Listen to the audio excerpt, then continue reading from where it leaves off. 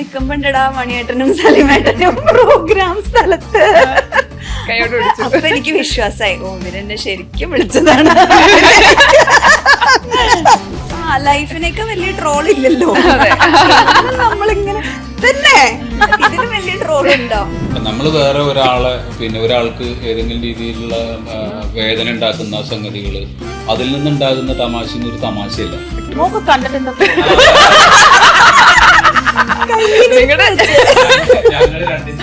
ഇന്നതാന്ന് പറയുന്നില്ല, നിങ്ങൾ ചെയ്തോ എന്ന് പറഞ്ഞാൽ പെടാത്ത ഒരു കാറ്റഗറി ഉണ്ട്. ഡയറക്ടർ പറഞ്ഞിട്ടും ശരിയാ, പിന്നെ ഡയറക്ടർ മടുത്തിട്ട് ഇട്ടിട്ട് പോയ അതും ഞങ്ങള് ചെയ്തു.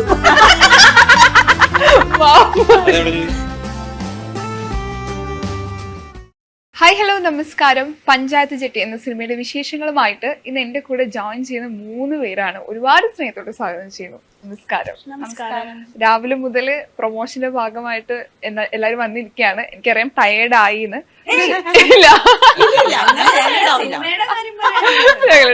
ഇത് മതി, ഈ ഒരു എനർജി കിട്ടിയാൽ മതി. ഈ സംവിധാനം എന്ന് പറയുന്നത് ഒരു വലിയ പണി തന്നെയാണ്. അപ്പം ഈ മറിവായം ടീം, ഈ ഒരു ടീമിനെ കൊണ്ടൊരു സിനിമ ചെയ്യുകയാണ്. എത്രത്തോളം എക്സൈറ്റഡ് ആയിരുന്നു? എക്സൈറ്റ്മെന്റ് അങ്ങോട്ട് കാണിക്കും. അതായത് സിനിമ ചെയ്യാൻ വേണ്ടി പോകുമ്പോ നല്ല ആൾക്കാരെ വെച്ച് ചെയ്യണമെന്നായിരുന്നു ആഗ്രഹം. പക്ഷെ വന്നിട്ട് പോയിട്ട് ഈ രജനി സ്നേഹയുടെ മുഖം മാത്രമേ കാണാനും പറ്റുന്നുള്ളൂ. ഒരു ഗ്രൂപ്പ് നല്ല ആർട്ടിസ്റ്റുകള്, എൻ്റെ ആക്ടേഴ്സിനൊക്കെ എനിക്ക് നല്ല കോൺഫിഡൻ്റ് ആണ്, ഇവർ ഗംഭീരമായിട്ട് പെർഫോം ചെയ്യുന്നുള്ളത്.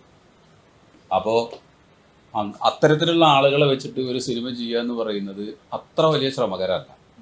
വെച്ചാൽ പെർഫോമൻസിൻ്റെ ഏരിയയിൽ ആക്ടേഴ്സിൻ്റെ കോൺട്രിബ്യൂഷൻ്റെ കാര്യം പറയും. പിന്നെ സിനിമ ഉണ്ടാവുക എന്ന് പറയുന്നത് വലിയ റിസ്ക്കാണ്, നല്ല ടെൻഷൻ പിടിച്ച പരിപാടികളാണ്. അതൊക്കെ ഇതിനകത്ത് സംഭവിച്ചിട്ടുണ്ട്. പക്ഷേ എൻ്റെ ആകെയുള്ള കോൺഫിഡൻസ് എന്ന് പറയുന്നത് നമ്മുടെ കൂടെ നിൽക്കുന്ന നടീനടന്മാരിലായിരുന്നു. അപ്പോൾ അവരുടെ മുകളിലുള്ള എൻ്റെ വിശ്വാസമാണ് സത്യത്തിൽ ഈ ഒരു സിനിമ. പിന്നെ ഇത് പ്രൊഡ്യൂസ് ചെയ്യാൻ വേണ്ടി വന്നിട്ടുള്ള സപ്തതരംഗയുടെ ഉണ്ണി സാറിൻ്റെയും പ്രേമ സാറിൻ്റെയും ഒരു നല്ല തള്ളും.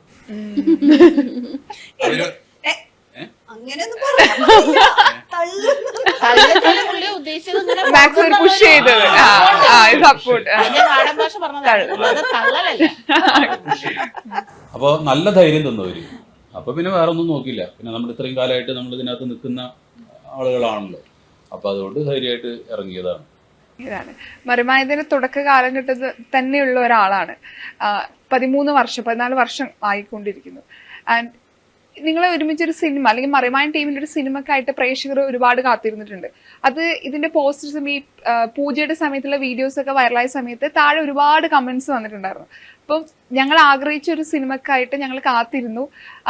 വൈകിട്ടാണെങ്കിലും ഞങ്ങൾക്ക് സിനിമ കാണാൻ വേണ്ടി പോവാണെന്നാണ് പ്രേക്ഷകർ എഴുതിയത്. നിങ്ങൾക്ക് വൈകിയെന്ന് തോന്നുന്നുണ്ടോ? വൈകി എന്നുള്ളത് നേരത്തേക്ക് ആവായിരുന്നു. ഈ മണിയേട്ടന്റെ ഒക്കെ ഒരു മടികാരനാണ്. മണിയേട്ടൻ ബേസിക്കലി ഭയങ്കര മടിയാണ്. എഴുതും, ഇങ്ങനെ ഇരുന്ന് എഴുതും, എഴുതി പുസ്തകം ഇറക്കും, പിന്നെ എഴുതും, പിന്നെ വെട്ടും, പിന്നെ സിനിമ എഴുതും. അല്ല, അത് വൈകിയോ എന്ന് ചോദിച്ചാൽ ഇപ്പൊ എല്ലാത്തിനും അതിന്റെ ഒരു സമയം ഉണ്ട്. നമ്മള് എത്ര ധൃതി പിടിച്ചാലും അത് സംഭവിക്കണം എന്നില്ല. ഇപ്പൊ ഞങ്ങള് സ്ക്രിപ്റ്റും റെഡിയാക്കി, ഞങ്ങൾ അഭിനയിക്കാനും റെഡിയായി, ഞങ്ങൾ നേരെ നിന്നിട്ട് കാര്യമില്ല. നമുക്കൊരു പ്രൊഡ്യൂസർ വേണം. ഇനി നമുക്കൊരു പ്രൊഡ്യൂസർ ഉണ്ട്, എല്ലാം റെഡി ഉണ്ട്, പക്ഷെ സ്ക്രിപ്റ്റ് ശരിയായില്ല. അങ്ങനെ എല്ലാ ഘടകങ്ങളും ഒന്നിച്ച് വന്നെങ്കിലേ സിനിമ നന്നാവുള്ളൂ. അപ്പോൾ ഒരു പക്ഷേ ഞങ്ങളുടെ സിനിമയ്ക്കുള്ള സമയം ഇപ്പോഴായിരിക്കും. ഞങ്ങൾ ഷൂട്ട് ചെയ്ത് കഴിഞ്ഞിട്ടും എനിക്ക് തോന്നുന്നു നമ്മൾ പ്രതീക്ഷിച്ച റിലീസിങ് ഡേറ്റ് വരെ മാറിപ്പോയിട്ടുണ്ട്. പക്ഷേ എനിക്ക് തോന്നുന്നു അത് നല്ലതിനായിരിക്കും. ഇപ്പോഴായിരിക്കും അതിൻ്റെ സമയം. നമ്മൾ എന്തിനേയും പോസിറ്റീവായിട്ട് എടുക്കുന്ന ആൾക്കാരാണ്. അതിലൊന്നും നമുക്കൊരു പരാതിയില്ല. വൈകിപ്പോയെങ്കിലും നേരത്തെ പോയെങ്കിലും എനിക്ക് നമ്മുടെ പ്രേക്ഷകരോട് പറയാനുള്ളത്, ഇത് നിങ്ങൾ കാണണം. കണ്ടില്ലെങ്കിൽ വിഷയാവും. നിങ്ങളെ വിശ്വസിച്ച് മാത്രമാണ് നമ്മൾ ഈ സിനിമയുമായിട്ട് മുന്നോട്ട് വരുന്നത്. വേറെ നമുക്ക് ഒരു എന്താ പറയാ ബാഹ്യമായിട്ടുള്ള ഒരു സപ്പോർട്ടും ഇല്ല. കാര്യം ഇതിലുള്ള എല്ലാവരും നിങ്ങൾക്കറിയാം ഒരു സിനിമാ പാരമ്പര്യമോ അല്ലെങ്കിൽ അങ്ങനെ ഒന്നും വന്ന ആൾക്കാരല്ല, വളരെ സാധാരണ മനുഷ്യരാണ്. എങ്ങനെയോ ഇതിൽ എത്തിപ്പെട്ടു. പിന്നെ അതിൽ ഞങ്ങളൊരു ഫാമിലി ആയിട്ട് മാറി. ആ ഒരു ധൈര്യത്തിൽ മണിയേട്ടനും സലിമിക്കയും ഇതിൻ്റെ നേതൃത്വം ഏറ്റെടുത്തുകൊണ്ട് ഒരു സിനിമയുമായിട്ട് ഞങ്ങൾ വരുന്നു. അതിൻ്റെ ഉത്തരവാദിത്വം അവർക്ക് രണ്ടുപേർക്കും മാത്രമല്ല, ഞങ്ങളുടെ ടീമിന് മുഴുവനാണ്, ഇതിൽ അഭിനയിച്ച ആൾക്കാർക്ക് മുഴുവനുമാണ്. അപ്പം ഇത്രയും ആൾക്കാരുടെ ഒരു എന്താ പറയുക പ്രയത്നം, അത് വിജയിപ്പിക്കേണ്ടത് നമ്മുടെ പ്രേക്ഷകരാണ്. ആ ഒരു പ്രതീക്ഷയിൽ തന്നെയാണ് നമ്മൾ ഈ സിനിമയുമായിട്ട് മുന്നോട്ട് വരുന്നത്. എനിക്ക് രജനി ചേച്ചിന്റെ ഈ മറിമായത്തിലെ എപ്പിസോഡ് ഓർമ്മ വരുമ്പോൾ കിഡ്നി എന്ന് പറഞ്ഞതാണ് ഭയങ്കര വൈറലായിട്ട് ഇപ്പോഴും അത് ഓടുന്നുണ്ട് പല സ്ഥലങ്ങളിൽ. അപ്പോഴേ ഇത്രയധികം സിനിമകൾ ചെയ്തു, ഇപ്പോഴും ആളുകൾ ഐഡന്റിഫൈ ചെയ്യുമ്പോൾ മറിമായത്തിലെ പല വൈറലായിട്ടുള്ള കിഡ്സ് കണ്ടിട്ടാണ്. അതുകൊണ്ട് തന്നെ മറിമായ എന്ന് പറയുന്നത് രജനി ചേച്ചി സംബന്ധിച്ചിടത്തോളം വളരെ ഹാർട്ടോട് ചേർത്ത് നിൽക്കുന്ന ഒരു ടീമാണ്. തീർച്ചയായിട്ടും മറിമായം എന്ന് പറയുന്നത് എനിക്കൊരു ബ്ലെസ്സിങ് ആണ്, എൻ്റെ ലൈഫിലെ വലിയൊരു അനുഗ്രഹമാണ്. ഞാനൊന്നും സിനിമയിൽ വരണം എന്ന് ആഗ്രഹിച്ച് അങ്ങനെ ഇരുന്ന ഒരാളൊന്നുമില്ല. എനിക്ക് അങ്ങനെ ഒരു ബാക്ക്ഗ്രൗണ്ടും ഇല്ല. ഞാൻ ഡാൻസറാണ്, ശരിയാണ്, ഡാൻസ് പഠിപ്പിച്ചിരുന്നു. പക്ഷെ ദാറ്റ് ഡസൻറ്റ് മീൻ ലൈക്ക് എനിക്ക് സിനിമയിൽ അഭിനയിച്ചേ പറ്റുള്ളൂ, അങ്ങനെയൊന്നും ഉണ്ടായിരുന്നില്ല. പക്ഷെ അതിനൊരു വഴികാട്ടിയായിട്ട് നേരത്തെ സ്നേഹ പറഞ്ഞ പോലെ എങ്ങനെയൊക്കെയോ വന്നു പെട്ടു. കുറേ പേരുടെ കൂട്ടത്തിൽ എങ്ങനെയൊക്കെയോ ഞാനും വന്നു പെട്ടു. അതിൽ നിന്നാണ് പിന്നെ എനിക്ക് ഉണ്ടായിട്ടുള്ള എല്ലാ ഗ്രോത്തും. ഒരു നെക്സ്റ്റ് ലെവലിലേക്ക് കടക്കുകയാണെങ്കിൽ സത്യനന്ദിക്കാട് സാർ സജസ്റ്റ് ചെയ്തിട്ട് അദ്ദേഹത്തിൻ്റെ മകൻ്റെ ഒരു ഷോർട്ട് മൂവി ICU ചെയ്യുന്നു. ICU കണ്ടിട്ട് ലക്കി സ്റ്റാറിലേക്ക് വിളിക്കുന്നു. മറിമായത്തിൻ്റെ ചില സീക്വൻസസ് കണ്ടിട്ട് ലിജോ ചേട്ടൻ വിളിക്കുന്നു. അതൊരു ഗ്രാജുവൽ പ്രോസസ്സായിരുന്നു. ഞാൻ പോലും എക്സ്പെക്റ്റ് ചെയ്യാതെ എൻ്റെ ലൈഫിലേക്ക് വന്നൊരു പ്രോസസ്സായിരുന്നു. അപ്പം going back to my team എന്നുള്ളത് എന്നും എനിക്ക്, ഞാൻ നേരത്തെ പറയായിരുന്നു, എന്നെ വിളിച്ചപ്പോൾ എനിക്ക് ഡൗട്ടായി, എന്നെ ശരിക്കും വിളിച്ചതാണോ അതോ ഇനി പറ്റിക്കാൻ വിളിച്ചതാണോ എന്ന് പറഞ്ഞിട്ട് ഞാൻ തിരിച്ച് റെസ്പോണ്ട് ചെയ്യാതിരുന്നു. സ്ക്രിപ്റ്റൊക്കെ എനിക്ക് അയച്ചെന്നു മണിയുണ്ടേട്ടൻ, പക്ഷെ ഞാൻ കുറേ ദിവസം ഞാൻ റെസ്പോണ്ട് ചെയ്തില്ല. വായിക്കാന്ന് പറഞ്ഞിട്ട് ഞാൻ വായിച്ചിട്ടില്ല. അത് കഴിഞ്ഞ് കുറച്ച് ദിവസം കഴിഞ്ഞപ്പോൾ എൻ്റെ ഒരു പ്രോഗ്രാം സമയത്ത് ഞാൻ നിൽക്കുമ്പോണ്ടടാ മണിയേട്ടനും സലിമേട്ടനും പ്രോഗ്രാം സ്ഥലത്ത്. അപ്പൊ എനിക്ക് വിശ്വാസമായി, ഓ ഇവരെന്നെ ശരിക്കും വിളിച്ചതാണ്. അങ്ങനെയാണ്. ജോക്സ് അപ്പാർട്ട്, രചനയുടെ ഒന്നും വിശ്വസിക്കാൻ പറ്റില്ല. ചിലപ്പോ തല പൊട്ടടിക്കും, അപ്പൊ ഏത് സമയത്താണ് ആള് എങ്ങനെയാണെന്ന് നമുക്ക് അറിയില്ലല്ലോ. അപ്പൊ ഞങ്ങള് പറഞ്ഞു ഇപ്പോഴത്തെ അവസ്ഥ എന്താ, നമുക്ക് നേരിട്ടൊന്ന് പോയി അതെനിക്ക് ഓർമ്മയുണ്ട്. സ്ഥലത്ത് പ്രോഗ്രാം ഉണ്ട്, എടപ്പള്ളിയിൽ പരിപാടി കണ്ട്. അല്ല അതെ, എനിക്ക് വിശ്വസിക്കാനായത് അപ്പൊ ഞാൻ പെട്ടെന്ന് തന്നെ ഞാൻ വരാട്ടോ, ഞാൻ ഉണ്ട് കേട്ടോ എന്ന് പറഞ്ഞു. പിന്നെ എനിക്കൊരു ഡൗട്ട് ഉണ്ടായിരുന്നു, ഇനിയിപ്പോ ഞാൻ റെസ്പോണ്ട് ചെയ്യാത്ത കാരണം ഇനി വേറെ ആരെങ്കിലും വെക്കോ ഇവര്, അപ്പൊ എനിക്ക് കിട്ടിയ ഒരു നല്ല ചാൻസ് അല്ലേ ഞാൻ കളയണേ എന്നുള്ള ഡൗട്ടൊക്കെ ഉണ്ടായിരുന്നു. പക്ഷെ വെരി ഇൻട്രസ്റ്റിംഗ് ആയിട്ട് ഞാൻ ഇതുവരെ ചെയ്യാത്ത രീതിയിലുള്ള ഒരു ക്യാരക്ടറാണ് ഈ പഞ്ചായത്ത് ജട്ടി എന്ന് പറഞ്ഞ സിനിമയിൽ ഞാൻ ചെയ്യണേ. എപ്പോഴും 90% ഞാൻ ഇങ്ങനെ തറുതല പറയുന്ന ഒരു ക്യാരക്ടറായിട്ടാണ്, ബബ്ലി ആയിട്ടുള്ള ഒരു ക്യാരക്ടറാണ് കൂടുതലും ചെയ്തിട്ടുള്ളത്, വെരി സ്മാർട്ട് എന്നുള്ളത്. പക്ഷെ ഇതിൽ അല എന്ന് പറയുന്ന ക്യാരക്ടർ വെരി മെച്വേർഡ്, എഡ്യൂക്കേറ്റഡ് ആയിട്ടുള്ള ഒരു അഗ്രികൾച്ചറൽ ഓഫീസർ. വിവരം, വിദ്യാഭ്യാസം, വിവേകം, ഇത് മൂന്നും എനിക്കുണ്ട് ഈ സിനിമയില് അങ്ങനെ തന്നതിന് എന്നെ അങ്ങനെ എനിക്ക് കാണാൻ പറ്റില്ല, സന്തോഷം. അതെ, ആ പോസ്റ്റർ കണ്ടറിയാലോ എന്താന്ന് ഇപ്പൊ. ഈ നിങ്ങളുടെ മറിമായ സെറ്റ് അത് എല്ലാവരും പറഞ്ഞിട്ടുണ്ട്, നമ്മൾ സ്ക്രീനിൽ കാണുന്നതിനെക്കാട്ടും അടിപൊളിയാണ് ഈ ഷൂട്ടിംഗ് സെറ്റ്. നമുക്ക് ആർക്കും അങ്ങനെ കുറച്ചു പേർക്കൊക്കെ ഇതിനൊക്കെ ഭാഗ്യം കിട്ടിയിട്ടുണ്ടാവും. ഇത്ര വർഷമായിട്ടും അന്നുണ്ടായ അതേ ആളുകൾ ഇപ്പോഴും ഉണ്ട്. ഭയങ്കര ഹെൽത്തി ആയിട്ടുള്ള റിലേഷൻഷിപ്പ്. രാവിലത്തെ ഒരു ഇന്റർവ്യൂവിൽ അവരൊക്കെ പറഞ്ഞു ഒരു ഫാമിലി പോലെയാണ്. ശരിക്കും എങ്ങനെയാണ് നിങ്ങളുടെ സെറ്റ്? എങ്ങനെയാണ് സെറ്റ്? ഭയങ്കര ലൈവാണ്. പിന്നെ ഓരോ ആളുകളും എങ്ങനെയാണ്, എന്താണ്, എവിടെയാണ് ഇവരുടെ ഒരു ഒരു ഒരു വീക്ക് പോയിന്റ് എന്താണ്, ഇതൊക്കെ കൃത്യമായിട്ട് അറിയാം. ഇപ്പൊ സ്നേഹ എന്താണെന്നുള്ളത് പക്ഷെ സ്നേഹയ്ക്ക് അറിയുന്നതിനൊക്കെ കൂടുതൽ എനിക്കറിയാം. ഞാൻ എന്താണെന്നുള്ളത് എന്നേക്കാൾ കൂടുതൽ സലീമിന് അറിയാം, അല്ലെങ്കിൽ നിയാസിന് അറിയാം.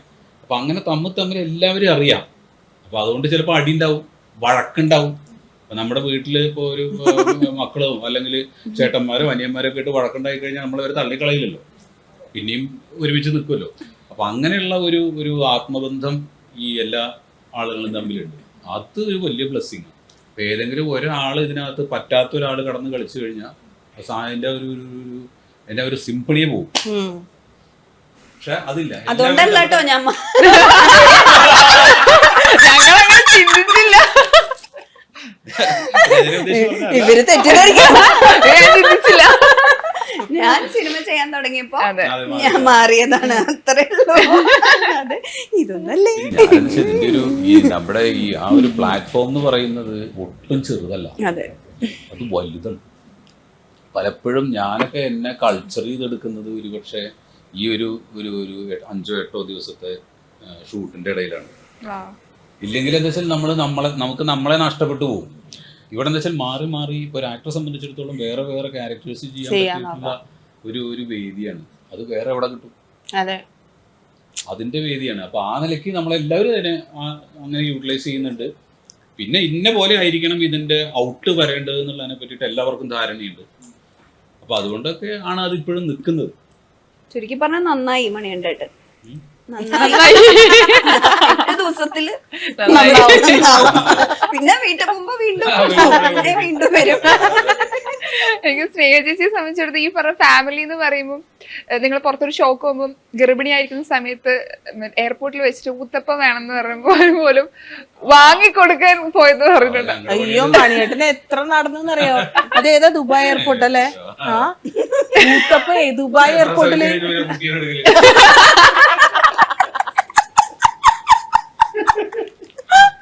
ഞാൻ പറയും മണിയപ്പൻ. പക്ഷെ കുട്ടിക്ക് ഇവരോട് ഭയങ്കര അറ്റാച്ച്മെന്റ് ആണ്, അത് പറയാതിരിക്കാനേ പറ്റില്ല. അതിന് അറിയാൻ തോന്നുന്നുണ്ട്, ഇഷ്ടപ്പെട്ട ഊത്തപ്പൊക്കെ മേടിച്ചു. അങ്ങനെ എല്ലാരും ഒരുപോലെ. അത് എനിക്ക് ഇപ്പൊ ഒരു പക്ഷെ അവർക്ക് എന്നോടുള്ളതിനേക്കാൾ കൂടുതൽ ഇഷ്ടവും, അല്ലെങ്കിൽ എനിക്ക് അവരെന്ന് ഒഴിഞ്ഞു മാറി നിൽക്കാൻ പറ്റില്ല. ഇവരെന്നെ ഒഴിവാക്കിയാലും ഞാൻ കൂടെ ഇങ്ങനെ ചേർന്ന് നിൽക്കും. ആ അവസ്ഥയിലേക്ക് ആയി ഞാൻ. അപ്പോൾ എന്നെ സംബന്ധിച്ച് ഒരു പക്ഷേ എൻ്റെ വീട്ടിലെന്ത് കാര്യം ഉണ്ടെങ്കിലും അല്ലെങ്കിൽ എൻ്റെ പ്രൊഫഷണൽ കാര്യം ഉണ്ടെങ്കിലും ആദ്യം ഇവരാണ്. അത് കഴിഞ്ഞിട്ടേ ഉള്ളൂ നമുക്ക് പുറത്തുനിന്നുള്ള ആൾക്കാർ. ആ ഒരു ഒരുമയുടെ ഒരു സംഗതി ഈ സിനിമയ്ക്കകത്ത് കൃത്യമായിട്ട് നമുക്ക് കാണാൻ പറ്റും. അതാണ് സത്യം പറഞ്ഞ ഇതിന്റെ ഒരു ബ്ലെസ്സിങ്. അതെ, ഇല്ലെങ്കിൽ ഇത് നടക്കില്ല. ഇപ്പൊ സിനിമയുടെ ഷൂട്ടിംഗ് സമയത്ത് മണിയേട്ടൻ, സലീമൊക്കെ അവർ രണ്ടുപേരും അഭിനയിക്കുന്നുണ്ട്. അവർക്കത് ഡയറക്റ്റ് ചെയ്യണം. അപ്പോൾ ഒരു മെന്റൽ സപ്പോർട്ടൊക്കെ ആയിരിക്കും ഒരു പക്ഷേ നിയാസിക്കയോ വിനോദേട്ടനോ ഒക്കെ ഷൂട്ടിംഗ് ഇല്ലാത്ത ദിവസങ്ങളിലും ആ സെറ്റിൽ പ്രസന്റ് ആയിരുന്നു. അത് ഇപ്പോൾ ഇവര് ചെയ്യേണ്ട പണി ഇവര് തന്നെ ചെയ്യണം. ഇവരെ അങ്ങനെ സഹായിക്കാനൊന്നും പറ്റില്ല. പക്ഷെ എന്നാൽ പോലും നമ്മുടെ ഒരാൾ അവിടെ ഉള്ളപ്പോൾ നമുക്കുള്ളൊരു സമാധാനമല്ലേ. അതൊക്കെ നമുക്ക് ഈ ഒരു സമയത്തല്ലേ വേണേട്ടോ ഒരുപാട് നമ്മളെ ഹെൽപ്പ് ചെയ്തിട്ടുണ്ട് ഈ ഒരു ടീം വർക്ക് എന്ന് പറയുന്നത്. പിന്നെ എൻ്റെ പേഴ്സണൽ ആയിട്ടുള്ള ഒരു കാര്യം എന്ന് വെച്ചാൽ ഇത് നമ്മുടെ ആളുകൾക്ക് എന്ന് വിചാരിച്ചിട്ട് എഴുതിയിട്ടുള്ള സ്ക്രിപ്റ്റ് അല്ല. അപ്പോൾ വളരെ സ്വാഭാവികമായിട്ട് ഇങ്ങനെ പറഞ്ഞു വന്നിട്ടുള്ള കുറെ സംഗതികൾ വെച്ചിട്ട് ഒരു രൂപം ഉണ്ടാക്കിയതാണ്. അപ്പൊ അതിനകത്ത് എല്ലാവരും നമ്മുടെ കൂടെ നിൽക്കുന്നവരെല്ലാവരും ഗംഭീര ആക്ടേഴ്സാണ്. അപ്പൊ അവർക്ക് നന്നായിട്ട് സ്ക്രീൻ പ്രസൻസ് കൊടുക്കാൻ പോലുള്ള ചില സംഗതികൾ ഇല്ലാതെ പോയിട്ടുണ്ട്.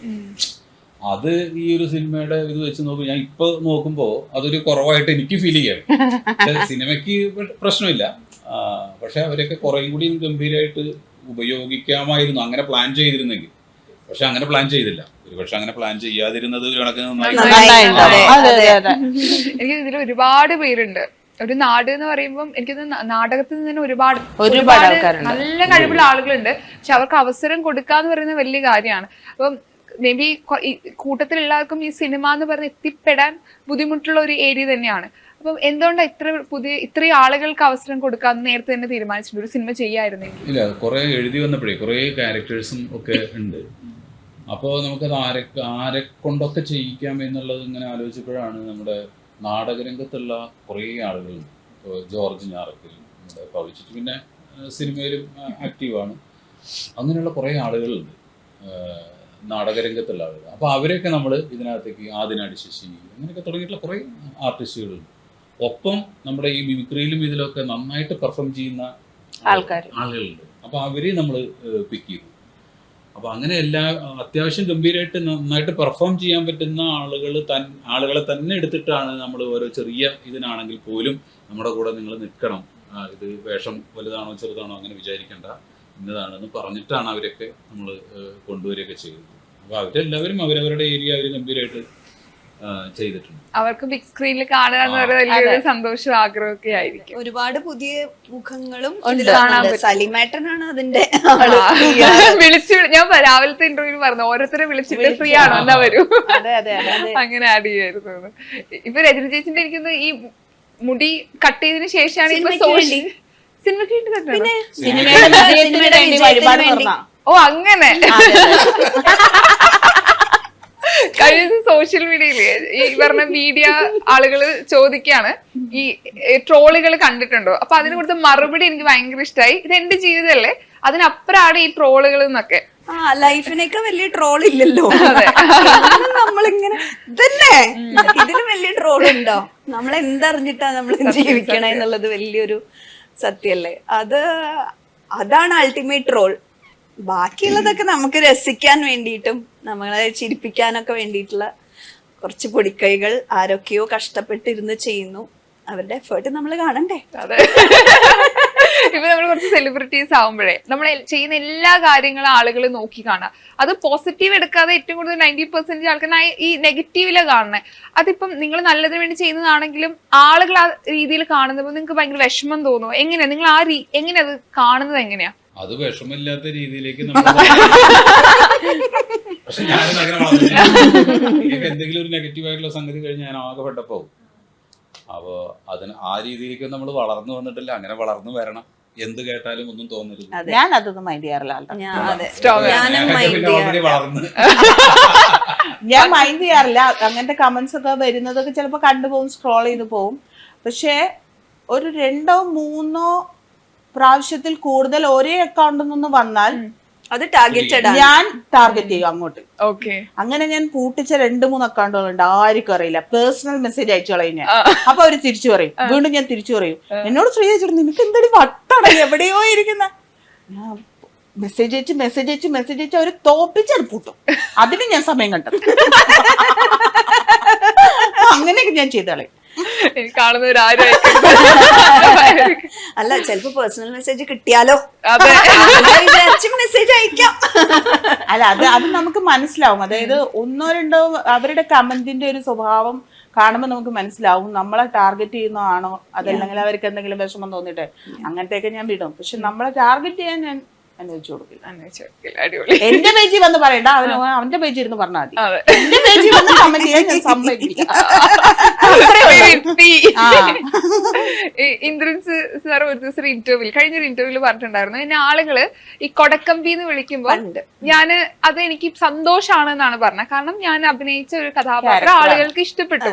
അതേസമയം ഉർവശി മാം കഴിഞ്ഞ ദിവസം ഒരു ഇന്റർവ്യൂല് പറഞ്ഞു, ആളുകളെ അവരുടെ ശരീരപ്രകൃതി കളിയാക്കിക്കൊണ്ടുള്ള തമാശകൾ ഞാൻ സപ്പോർട്ട് ചെയ്യില്ല, അത്തരം തമാശകൾ മാക്സിമം ഒഴിവാക്കുന്നതാണ്. നിങ്ങൾ തമാശകൾ കൈകാര്യം ചെയ്യുന്ന കലാകാരന്മാരാണ്, സ്റ്റേജ് പ്രോഗ്രാംസ്, നാടകങ്ങൾ, TV ഷോ ഒക്കെ ചെയ്യുന്നതാണ്. തമാശ ഏത് രീതി, പല രീതി, ഈ പറഞ്ഞ 2 രീതിയിലും ഉപയോഗിച്ചിട്ടുണ്ടോ? ഇന്ന് ഇത്തരത്തില് തമാശകൾ പറയാൻ നിങ്ങൾക്കുള്ളിൽ ഒരു പേടിയുണ്ടോ? ഏത് ഏരിയയിലാണ് നിങ്ങൾ തമാശകൾ കൈകാര്യം? നല്ല തമാശകൾ പറയാൻ ഒരിക്കലും പേടിക്കണ്ട. അതെ, ഇപ്പം നമ്മൾ വേറെ ഒരാൾക്ക് ഏതെങ്കിലും രീതിയിലുള്ള വേദന ഉണ്ടാക്കുന്ന സംഗതികൾ, അതിൽ നിന്നുണ്ടാകുന്ന തമാശ ഒരു തമാശയല്ല. ഒരാളുടെ ശരീരത്തെ പറ്റിയിട്ട് അല്ലെങ്കിൽ അയാളുടെ നിറത്തെ പറ്റിയിട്ട് ഒക്കെ പറയുന്നതിനകത്ത് എന്ത് തമാശയാണ് എന്ന് നമുക്ക് മനസ്സിലാവുന്നില്ല. പക്ഷെ അതൊരു കാലത്ത് തമാശയായിരുന്നു, അങ്ങനെ ഒരു ട്രെൻഡായിരുന്നു. അങ്ങനെ നോക്കുകയാണെങ്കിൽ ഏറ്റവും കൂടുതൽ വിഷമിക്കേണ്ടത് നമ്മുടെ നാട്ടിലെ പൊളിറ്റീഷ്യൻസാ. മിമിക്രിക്കാരെ എന്തൊക്കെയാ പറയണേ, എങ്ങനെയൊക്കെയാ കാണിക്കണേ, നമ്മുടെ ആക്ടേഴ്സിനെ തന്നെ എന്തൊക്കെയാണ് ചെയ്യല്. പക്ഷെ അന്ന് അതൊരു വിഷയമായിരുന്നില്ല. Now the society has changed. എല്ലാവരും നോക്കി കാണാൻ തുടങ്ങി, നമ്മൾ പല കാര്യങ്ങളും ഡിസ്കസ് ചെയ്യാൻ തുടങ്ങി.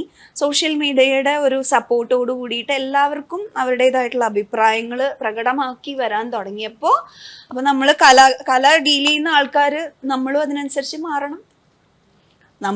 നമ്മളെ ഒരു വലിയ സമൂഹം നോക്കിക്കൊണ്ടിരിക്കുകയല്ലേ. അപ്പം അങ്ങനെ ഒരു മണിയേട്ടൻ പറഞ്ഞതുപോലെ ഒരാള് കളിയാക്കുന്നത് അയാളുടെ രൂപമോ അല്ലെങ്കിൽ നിറമോ ഒക്കെ വെച്ചിട്ടാണ് കളിയാക്കുന്നത് എന്നുണ്ടെങ്കിൽ അത് ഇന്നത്തെ സമൂഹം അതിനെ സപ്പോർട്ട് ചെയ്യുന്നില്ല എങ്കിൽ, ഭൂരിപക്ഷം സപ്പോർട്ട് ചെയ്യുന്നില്ല എങ്കിൽ നമ്മളത് വേണ്ടാന്ന് വെക്കണം. അതിലൊരു തെറ്റുമില്ല. അങ്ങനെ തന്നെയാണ് മനുഷ്യൻ ഇവോൾവ് ആയിരിക്കുന്നത്. അങ്ങനെയാണ് ഈ സൊസൈറ്റി, സിവിലൈസേഷൻ ഒക്കെ ഇവോൾവ് ആയിരിക്കുന്നത് അങ്ങനെ തന്നെയാണ്. അപ്പോൾ നമുക്ക് വേണ്ട, അല്ലാതെ തന്നെ നമുക്ക് പറയുന്നത് എങ്ങനെയാ അത്തരം ഒരു ഇപ്പൊ ഇത് തമാശ പറയുമ്പോൾ നിങ്ങൾക്കൊരു പേടിയുണ്ടോ, ഇത് പറഞ്ഞാൽ ശരിയാവോ, അങ്ങനെയുള്ള ചിന്തകൾ വരാൻ തുടങ്ങിയോ? ഇത്തരത്തിലുള്ള നെഗറ്റീവായിട്ട് ഏതെങ്കിലും രീതിയിൽ നമുക്ക് അത് വരാൻ സാധ്യത ഉണ്ടോ എന്നുള്ളത് നോക്കും. നമ്മുടെ ഇതിനകത്ത് നമ്മുടെ മറിമായത്തിൽ നിർബന്ധമായി നോക്കാറുണ്ട്. അത്തരം ഒരു കാര്യങ്ങളും അങ്ങനത്തെ കാണാറില്ല, മറിമായത്തിൽ ഉപയോഗിക്കാറില്ല, നമ്മൾ ഉപയോഗിക്കാറേ ഇല്ല. കാരണം നമ്മൾ ഉണ്ടാക്കുന്നത് ഒരു ഒരു ഒരു പ്രോഡക്റ്റാണ്. ഇതൊരു വലിയ മാസിന്റെ മുമ്പിലേക്കാണ് നമ്മൾ വെക്കുന്നത്. അപ്പോൾ എനിക്ക് ഇപ്പോൾ ഇതിനകത്ത് നമ്മൾ വലിയ മെസ്സേജുകളെല്ലാം കൊടുത്ത് നാടിനെ ഉദ്ധരിക്കാം എന്നൊന്നും ആരും വിചാരിക്കുന്നില്ല. അതിലൊന്നും കാര്യമില്ല. പക്ഷേ എൻ്റെ ചുറ്റുവട്ടത്തുള്ള ഒരു ഗ്രൂപ്പിനെ നശിപ്പിക്കരുത് എന്നുള്ള ഒരു ഒരു ഒരു ഒരു ഇത് നമുക്ക് വേണം. ഒരു സമൂഹത്തെ ദുഷിപ്പിക്കുന്നത് ചെയ്യരുത്. അത് ചെയ്യുന്നത് വലിയ അപരാധമാണ്. അപ്പൊ അത്തരം സംഗതികൾ ഒരിക്കലും നമ്മുടെ ഇതിനകത്ത് വരരുത് എന്നുള്ളത് ഞങ്ങൾ നേരത്തെ തീരുമാനിച്ചതിന്റെ അടിസ്ഥാനത്തിലാണ്. നമ്മൾ ഭൂതക്കണ്ണാടി വെച്ച് നോക്കിയപ്പോൾ നമുക്ക് ചിലപ്പോൾ ഒരു ഇതുപോലെ എന്താ പറയാ നെഗറ്റീവായിട്ടുള്ള ഒരു സംഗതികളും എന്തോ അർത്ഥപ്രയോഗങ്ങളുള്ള സംഗതികളൊന്നും നമുക്ക് മറുപടിയിൽ കാണില്ല. അത് ഇല്ലാത്തത് കൊണ്ടാണ് ആ കുഞ്ഞു കുഞ്ഞു തമാശകളുണ്ടല്ലോ, ആ തമാശകൾ ഒഴിവാക്കിയത് കൊണ്ടാണ് ഈ മറിമായം എന്ന് പറയുന്ന സംഗതി ഇന്നും നിലനിൽക്കുന്നത്. നേരെ മറിച്ച് ചിരി കിട്ടുമായിരിക്കും, ഇതേപോലെ ആരെങ്കിലും കളിയാക്കുകയോ അല്ലെങ്കിൽ ഒക്കെ പറഞ്ഞാൽ ഒരുപക്ഷെ ചിരി കിട്ടും. പക്ഷെ ആ ചിരിക്ക് പിന്നെ കാലങ്ങള് നിൽക്കില്ല. ആ സമയത്തുണ്ടാവും, ആ തിരിച്ചു വിടുകയും ചെയ്യും. പക്ഷെ നമുക്ക് ഇവിടെ എന്താ കിട്ടിയതെന്ന് വെച്ചാൽ നമ്മൾ അത്തരത്തിലുള്ള സംഗതികളെല്ലാം ഒഴിവാക്കി. അതൊരു വലിയ, അത് മറ്റേ ഉണ്ണിസാറിന്റെ ഒക്കെ ഒരു വലിയ കാഴ്ച തന്നെയാണ് അല്ലേ, അങ്ങേരുടെ ഒരു ഇതാണ്. അപ്പൊ അതുകൊണ്ടൊക്കെയാണ് സത്യം പറഞ്ഞ ഇത് കുട്ടികൾ മുതൽ വലിയ ആളുകളും വയസ്സായിട്ടുള്ള ആളുകൾ അടക്കം ഇത് കാണുന്നത്. ഇതിൽ വേണ്ടാത്തതൊന്നുമില്ല എന്നുള്ളത് കൊണ്ടാണ്. ഞാൻ നേരത്തെ ഫസ്റ്റ് ഇന്റർവ്യൂവിൽ ചോദിക്കണ്ടായി, ഇപ്പം നിങ്ങളുടെ ശരിയായിട്ടുള്ള പേര് പോലും പലർക്കും അറിയാണ്ട് കഥാപാത്രത്തിന്റെ പേര് ഇപ്പോഴും വിളിക്കുന്ന ആളുകളുണ്ട്. ഇപ്പൊ എവിടെ പോലും കുട്ടികളായാലും അമ്മമാരായാലും ഓടി വന്ന് സംസാരിക്കുകയൊക്കെ ചെയ്യും. നമ്മളൊരു സിനിമ ചെയ്യുന്നതിനെക്കാട്ടും ആളുകൾ തിരിച്ചറിയുന്ന ഉറപ്പായിട്ടും. അങ്ങനെ നിങ്ങളുടെ മറക്കാൻ പറ്റുന്ന എന്തെങ്കിലും ഒരു മൊമെന്റ് ഉണ്ടോ മറിമായം ചെയ്ത് കഴിഞ്ഞിട്ട്? ഡെയിലി ഉണ്ടായിക്കൊണ്ടിരിക്കുകയാണ്. ഒരു കക്ഷി ലണ്ടനിലും കണ്ടാണ്, പുള്ളി വിളിച്ചു പറയാണ് പുള്ളിക്ക് ആക്സിഡന്റ് ആയി, അയാൾ കിടപ്പായി, 6 മാസം കിടക്കണം, ബെഡ് റെസ്റ്റാണ്. അപ്പോൾ പുള്ളി മരുന്ന് കഴിക്കുന്നുണ്ട്, രാവിലെ ഉച്ചയ്ക്കും വൈകിട്ടും മരുന്ന് കഴിക്കുന്നുണ്ട്. അതിൻ്റെ കൂടെ ഓരോ മറിമായം കൂടി കാണും. രാവിലെ ഒരു മറിമായം കാണും, ഉച്ചയ്ക്ക് ഒരു മറിമായം കാണും, വൈകിട്ട് രാത്രി കിടന്നുറങ്ങുന്നതിന് തൊട്ട് മുമ്പ് ഒരു മറിമായം കാണും. അപ്പോൾ മരുന്നുകൾ കൊണ്ട് ഈ ശാരീരികമായിട്ടുള്ള സംഗതികളും ഇതൊക്കെ പുള്ളിക്ക് സെറ്റായിട്ട് കിട്ടും. പക്ഷെ മനസ്സിന് റിലീഫ് കൊടുക്കുക, മരുന്നായി മാറിയത് മറിമായായിരുന്നു എന്ന് ഒരാളായിരുന്നു വിളിച്ചിട്ട് അയാളുടെ അനുഭവം പറഞ്ഞു. ഞങ്ങളെ സംബന്ധിച്ചിടത്തോളം ആയിരിക്കും വലുതെന്ന്. അതെ, അത് മാത്രല്ല നമ്മള് കണ്ണൂര് മറ്റേ ആ ഇതെവിടെയാണ് ബോംബെ സിനിമയൊക്കെ ഷൂട്ട് ചെയ്ത ബേക്കൽ ഫെസ്റ്റ് നടക്കുമ്പോൾ ഞങ്ങൾക്ക് മറിമായം ടീമിന്റെ ഷോ ഉണ്ടായിരുന്നു. അപ്പോൾ ഭയങ്കര റഷ് എന്ന് പറഞ്ഞാൽ ഭയങ്കര റഷാണ് അവിടെ. ആൾക്കാരെ നമുക്ക് ഒരു തരത്തിലും കൺട്രോൾ ചെയ്യാൻ പറ്റാത്തൊരു ഓഡിയൻസ് ആണ്. അവിടെ എത്തുമ്പോൾ ഒരാള് അത്രയും തിരക്കിൻ്റെ ഇടയിൽ കൂടി ഒരു മുണ്ടൊക്കെ കൊടുത്തൊരു മനുഷ്യൻ അവിടെ വന്നു. അപ്പം അതാ നമ്മള് ഭയങ്കര ആൾക്കൂട്ടമായതുകൊണ്ട് ഭയങ്കര ഇങ്ങനെ കെയർ ചെയ്താണ് നിൽക്കുന്നത്. പക്ഷെ അയാള് സംഘാടകരകത്തേക്ക് വിട്ടു. അപ്പം അതെന്താ സംഭവം എന്ന് പറഞ്ഞാൽ പുള്ളി വയനാട്ടിൽ നിന്ന് ഞങ്ങളെ കാണാൻ വേണ്ടി വന്നതാണ്. എന്തിന്? ഇതുപോലെ ഒരു ആക്സിഡന്റിൽ പുള്ളിയുടെ കാലിനെന്തോ പറ്റിപ്പോയിട്ട് ഫുള്ള് കിടപ്പായി പോയി. അയാളുടെ ആ കിടന്ന അവസ്ഥയിൽ മുഴുവൻ അയാളെ ചിരിപ്പിക്കാനും അല്ലെങ്കിൽ അയാൾക്ക് ജീവിക്കണമെന്നൊക്കെ തോന്നിയത് മറിമായം കണ്ടിട്ടാണ്.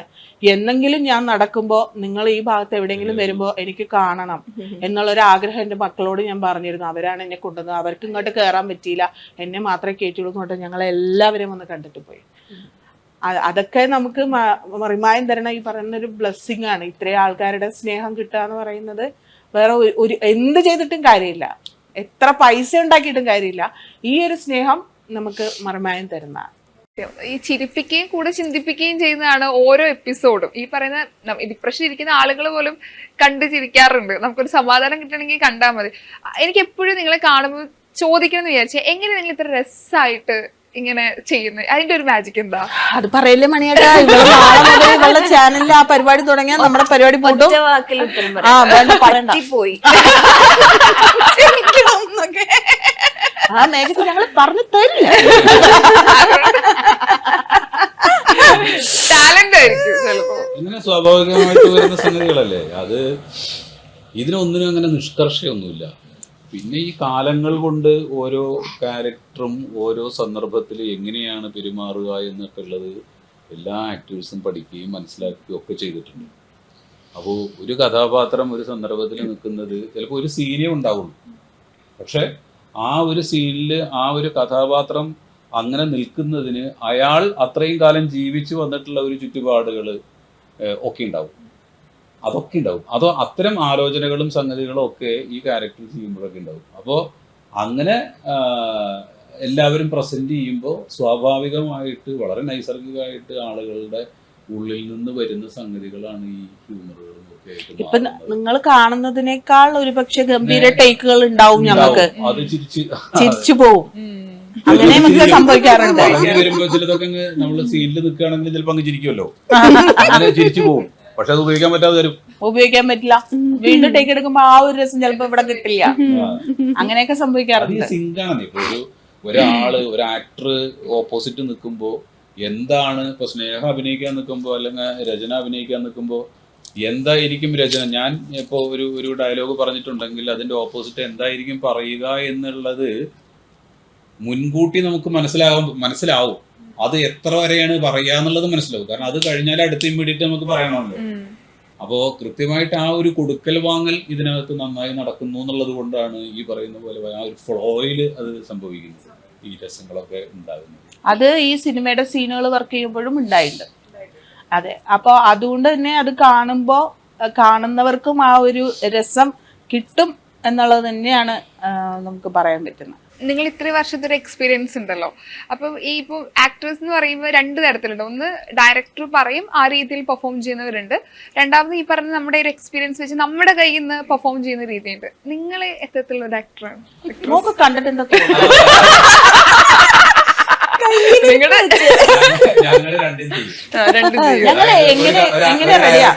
ഡയറക്ടർ ഇന്നതാണ് സംഗതി, ഞങ്ങൾക്ക് ഇന്നതേ വേണ്ടു എന്ന് പറഞ്ഞാൽ അത് നമ്മൾ കൊടുക്കും. ഇന്നതാന്ന് പറയുന്നില്ല, നിങ്ങൾ ചെയ്തോ എന്ന് പറഞ്ഞാൽ അത് പെടാത്ത ഒരു കാറ്റഗറി ഉണ്ട്. ഡയറക്ടർ പറഞ്ഞിട്ടും ശരിയാ, പിന്നെ ഡയറക്ടർ മടുത്തിട്ട് ഇട്ടിട്ട് പോയ അതും ഞങ്ങള് ചെയ്തു.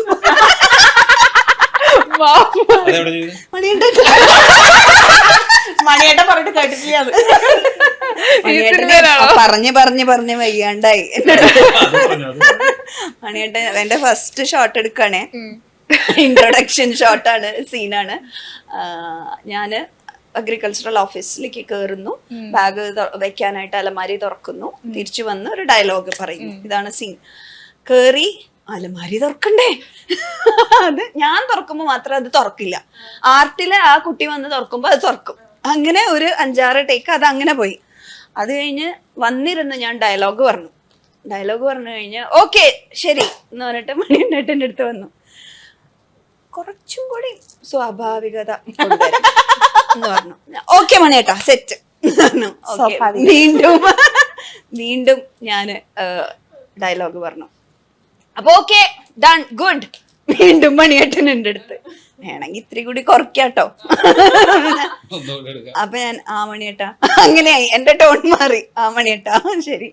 അത് കഴിഞ്ഞ് വീണ്ടും എടുത്തു. അങ്ങനെ ഒരു 5-6 ടേക്ക് എടുത്തിട്ട് ഓക്കെ ഷോട്ട് അടിപൊളി എന്ന് പറഞ്ഞ് നിർത്തി. പിന്നെ മണിയേട്ടൻ എൻ്റെ അടുത്തേക്ക് വന്നിട്ടേ ഇല്ല. നിനക്ക് തോന്നിയത് അങ്ങോട്ട് പറ, നീ അങ്ങോട്ട് ചെയ്തോ. ഞാൻ പിന്നെ അങ്ങോട്ട് ചോദിക്കാം മണിയേട്ടാ എന്താ വേണ്ട, അത് നീ ചെയ്ത. അപ്പൊ ഡയറക്ടറെ കൊണ്ട് പറയിപ്പിച്ച് അങ്ങനെ ചെയ്ത ആൾക്കാരും ഉണ്ട്. നിങ്ങളുടെ ഇപ്പൊ സംസാരിക്കുമ്പോൾ ആ ഒരു ഓളം കിട്ടുന്നുണ്ട്.